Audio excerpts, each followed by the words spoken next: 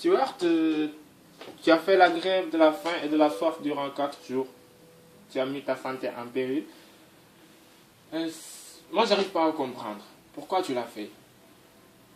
Parce que nos enfants, on a, nous les hommes, on est comme les femmes, on a les mêmes ressentis que les mamans lorsqu'elles perdent leur chair. Et là, je perdais tout, c'est ma chair, et je voulais faire comprendre à la justice qu'elle est en train de me mettre en danger. Et je voulais rendre ça public pour éviter justement que je sois boycotté en silence, en cachette, dans les couloirs de la justice. Donc, tu veux dire que là, tu t'es pas fait entendre par la justice? Là aujourd'hui non, mais j'ai eu ce que je voulais, c'est-à-dire me faire entendre par le public, un petit soutien de la population qui se pose des questions, qui commence à remettre en question la justice et la manière qu'elle a pour choisir le bon parent pour la garde. Donc, en gros, qu'est-ce que tu reproches à la justice? De mener des enquêtes, non, plutôt d'avoir des résultats d'enquête sans fondement, où il y a des arrangements, il y a des dénonciations calomnieuses et sans fondement, et qui aident à avoir une garde pour une maman. Mais qui a mené cette enquête? Les enquêtes sont souvent menées par l'AMO, c'est un organisme, une ACRL, un organisme, bon, une ACRL c'est lucratif, c'est le premier besoin et c'est capital, c'est l'argent. On reste toujours dans un terme où tout doit rester dans la loi, mais ça reste, c'est pour l'argent, donc c'est pas spécialement moral. D'accord. Donc là, tu me dis que l'AMO, c'est un système c'est un organisme qui a pour but lucratif. Exactement. Alors, mais même si ce système a un but lucratif, l'AMO a mené l'enquête à terme pour pouvoir donner des informations au juge pour que le juge puisse trancher. Alors, comment s'est déroulée l'enquête de l'AMO auprès de toi? C'est une très bonne question. L'AMO est un peu les yeux du juge. Pour revenir vite fait à ce côté lucratif, c'est comme si maintenant je vous disais que la police devenait du privé. Donc ça laisse la possibilité de tout arrangement, des sous-tables, etc., etc. Je dis pas que l'AMO a des sous-tables, mais que les arrangements, ils y sont et ils sont forcément. L'enquête s'est passée pour moi. Ils sont venus une seule fois chez moi. Ils ne connaissent ni mes horaires de travail. Ils ne connaissent pas la vie quotidienne de mon enfant. N'ont pas pu, et l'ont avoué, et même devant le juge, avoir, par rapport aux infos que j'aurais données et les avertissements que j'aurais donnés que mon enfant pouvait être en danger, ils n'ont pas pu vérifier auprès d'autres organismes si c'était vrai. Ils me l'ont dit ouvertement comme quoi ils n'avaient pas la possibilité, sachant que les autres organismes qui devaient leur répondre se refusaient à répondre. Donc en fin de compte, ils n'ont aucun pouvoir d'enquête et transmettent au juge une enquête. D'accord. Mais là, que préconises-tu? Selon toi, comment devrait opérer la justice pour mener ces problèmes d'affaires familiales? Moi, je pense, avec mon vécu, que la justice devrait commencer à se comporter correctement, surtout aux affaires familiales et aux juges pour enfants, devrait se comporter correctement comme la correctionnelle et les grandes instances, comme une affaire criminelle, avec des preuves palpables, des écrits réels, fondés, avec des preuves irréfutables. Demain, comme pour moi, pour ma situation à moi, où mon ex-compagne a porté plainte bien une dizaine de fois. Sur les 10 plaintes, il n'y en a qu'une seule qui a marché. Bon, on peut comprendre que s'il n'y en a qu'une seule qui a marché, c'est que le reste sont des mensonges. Et à partir de là, je ne vois pas sur quoi on peut se fonder pour enlever une garde à un papa et la donner à la maman, sachant qu'on est quand même dans un système où la maman cherche à mettre en prison le papa. Donc à partir de là, il y a une aliénation pour l'enfant. Il y a une provocation, il y a une volonté de supprimer le papa de la vie de l'enfant. Je pense que du côté du papa, on n'accepterait pas du tout ça. D'accord. Et au niveau AMO, je pense que comme c'est lucratif, ils ont besoin, comme c'est une ACRL, comme une pizzeria, même si on vend du mauvais pain, du moment qui se vend, on le vendrait quand même. C'est exactement la même chose. Je pense qu'ils s'intéressent aux parents qui ont le plus de difficultés pour pouvoir le suivre. Parce que plus ils le suivent, plus ils vont toucher de commissions, plus ils vont pouvoir facturer un suivi auprès du juge, même si c'est le juge qui le requiert. Mais dans tous les cas, il y a un arrangement. Et il y a même des arrangements entre avocats et AMO, ça je le confirme, j'en suis presque sûr, sur le fait que ça arrange un peu tout le monde. Un papa qui sait qu'il a raison et qui se bat pour son enfant fait appel. Les pauvres gens qu'on voit dans la rue, où la maman est avec le bébé par terre, ou qui fait la manche, ça on s'en occupe pas. Mais c'est pas intéressant pour l'AMO parce que eux ne cherchent pas à se battre pour l'avoir. Vous le placez, ils sont plus là, puis c'est tout. Donc ça ne regarde plus l'AMO, puisque l'AMO est là pour s'occuper du parent plus que de l'enfant. Donc là, la maman se fait suivre par l'AMO. Oui, ils ont remis une mesure alors que le directeur m'avait promis après le placement de plus du tout s'en mêler. Ils ont remis encore une mesure AMO sur encore 1 an. Sur 1 an. Ouais, encore. Et l'AMO avait préconisé quoi avant? Ils avaient préconisé un placement définitif, ce qui est très grave. Et au final, En sachant qu'il y avait quand même un cadre familial, j'étais là, j'étais omniprésent, j'ai un appartement, je travaille dur, j'ai réussi à avoir des horaires plus que corrects auprès de mon patron, des moitiés de journée, c'est-à-dire je peux de 6h à 14h et j'ai toutes mes après-midi. Et là on est dans un cadre où la maman ne fait strictement rien, ne travaille pas et que sur des aides. Et l'AMO s'appuie sur ça pour pouvoir la suivre. Donc si elle reçoit des aides et tout, ça veut dire qu'elle est encadrée. Elle est complètement encadrée. On omet de dire que le papa est capable. On dit qu'il a un acharnement auprès de la maman, qu'il a une volonté de se dire que ce n'est pas possible que la maman puisse être une bonne mère. Donc c'est ça le but de l'encadrement. C'est ce qu'il y a sur mon jugement, c'est ce que pensent les magistrats, c'est que je me refuse que la maman soit capable de s'occuper de mon fils. Ce qui est complètement faux, c'est simplement, je dis que le cadre n'est pas le même, que la manière de s'en occuper n'est pas la même. J'explique en gros que s'il y a un suivi, c'est marqué sur mon jugement, comme quoi la maman fait des efforts parce qu'elle accepte l'aide des services sociaux, mais tout reste fragile. Donc ça permet à l'AMO de continuer à suivre la maman. Donc en gros, on peut dire qu'elle suit une formation pour être une bonne maman. Exactement. Et même le problème, c'est qu'un enfant, il n'a qu'une vie. Moi je veux qu'un enfant, c'est pas parce qu'on est séparés, peut-être que demain j'en aurai d'autres, mais pour l'instant c'est celui-là, et il n'y en aura pas d'autres. Je me concentrerai que sur mon fils. Et ça ne doit pas être un objet de formation pour un papa ou une maman. Il ne doit pas être un essai. Je ne veux pas que ce soit une erreur. Il ne doit pas, une partie de sa vie, être à subir des professionnels, que si, en tout cas des professionnels, que si il en avait vraiment besoin. Mais là il a une famille, donc il y a quelque chose de possible. Pourquoi pourquoi la justice ne va pas dans la rue chercher tous ces gamins qui font la manche, ces Roumains, etc., ou d'autres qui galèrent réellement, à qui on devrait les aider. Parce qu'il n'y a pas d'argent à se faire. D'accord. Maintenant, parle-moi du foyer.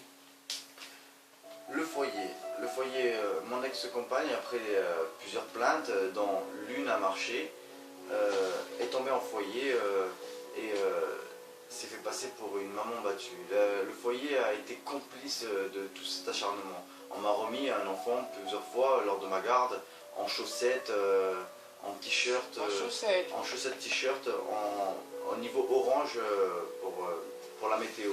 Bon, il pleuvait des cordes et j'ai regardé l'éducateur, un diplômé, qui me disait non mais j'y peux rien, c'est la maman, ce sont les affaires de la maman. Ce sont des diplômés, ce sont des gens qui devraient ramener l'enfant et dire non, habille-le bien, etc. Ils le laissent dépérir l'enfant.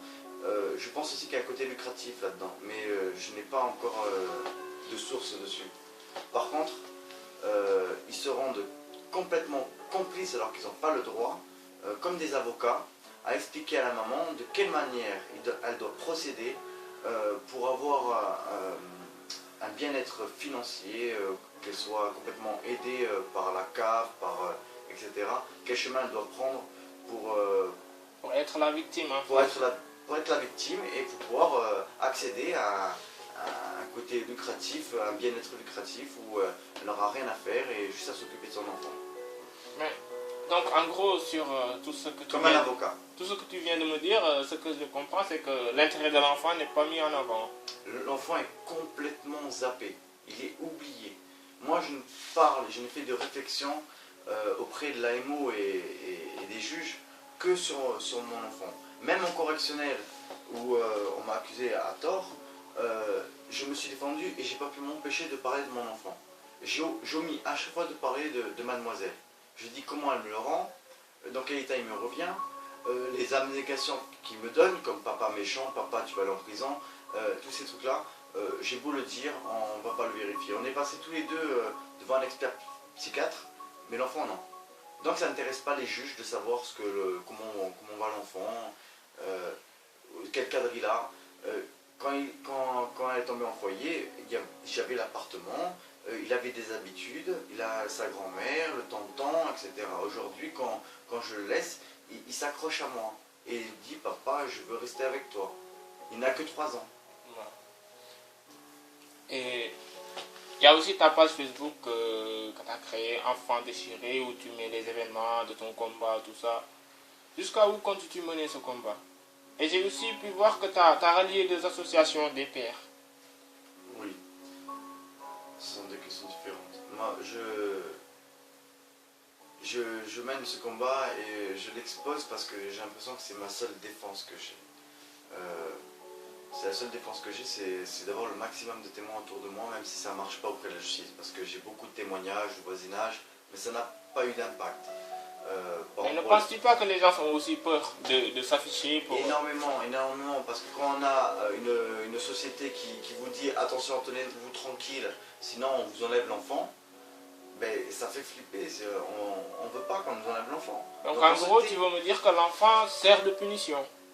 C'est une l'enfant auprès de la justice, pour moi, mon cas et pour beaucoup d'autres, je pense, sert énormément comme récompense ou punition, puisque si demain mon ex a porté plainte pour violence, et elle est tombée en foyer pour violence, donc moi c'est marqué dans mon jugement, la pauvre, elle est tombée en foyer parce qu'elle a perdu la garde.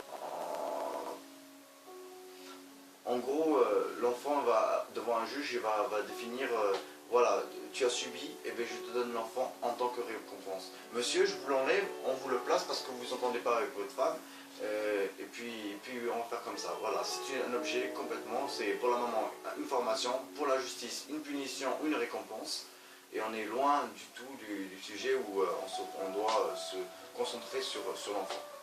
Maintenant, parle-moi du collectif ainsi que de la manifestation que vous allez faire le 25 devant la préfecture vers 15h. C'est plus un rassemblement on va revendiquer ce que beaucoup de pères en France font, essayer par plusieurs actions de faire entendre raison aux députés et d'autres personnes qui aiment bien fermer les yeux parce qu'ils savent très bien qu'il y a de l'argent qui coule. On va demander au préfet de Bastia, de Corse, pardon, en espérant qu'il ne réagisse pas comme les autres, qu'il soit beaucoup plus ouvert, en espérant qu'il montre l'exemple à tous les autres départements, qui nous ouvre une porte où on est complètement égal,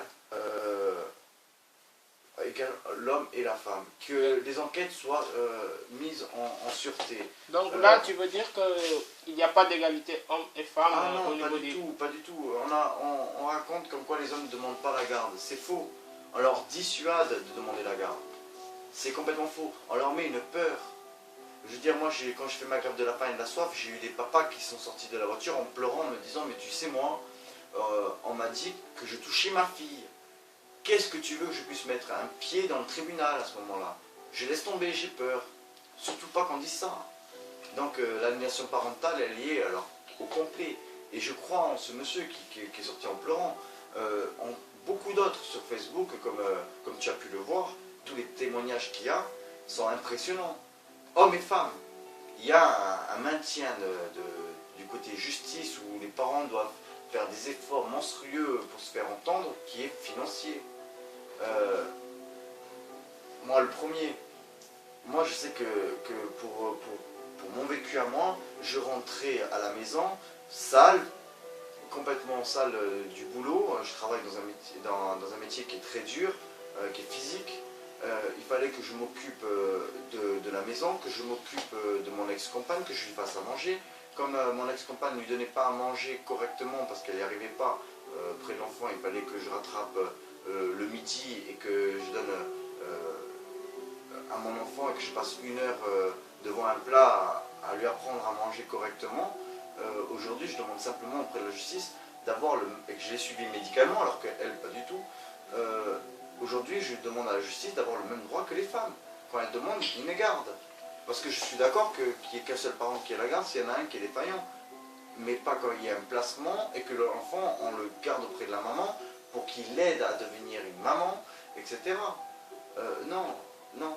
Moi, je comprends la garde qu'on donne aux mamans si le papa a trop travaillé, ne s'occupait pas spécialement de son enfant, mais l'aimait plus que tout, et que la garde soit confiée lors d'un conflit parental à la maman, je comprends.